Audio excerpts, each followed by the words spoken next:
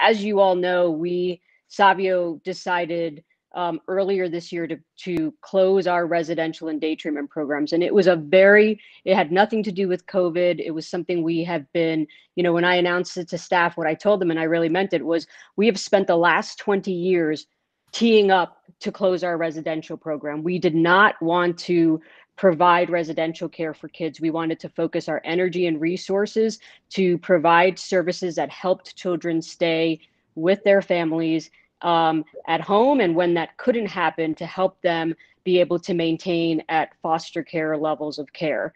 And what really helped us, but by the time Savio closed for the last 7 years, we reduced our number of kids in Savio from 27 beds to 11. And the way that we were able to do that was twofold.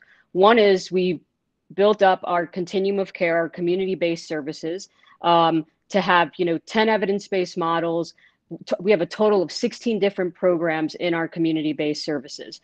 So we spent a lot of time really researching what are the evidence-based models that really provide us the kinds of outcomes that we're looking for with kids that are time limited, goal-oriented, right?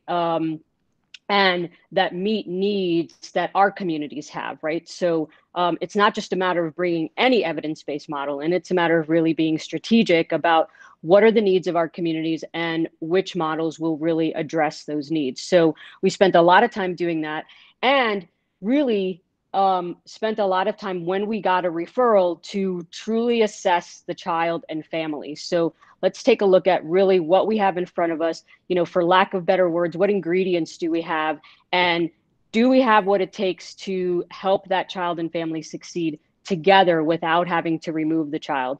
And so it's how we ended up from filling 27 beds to only being able to fill 11 beds, because at the onset, we were able to say, this child probably doesn't even need to enter residential. We could maintain this child in the community with a family if we do A, B, and C. It took us a long time to get the system to really, embrace that.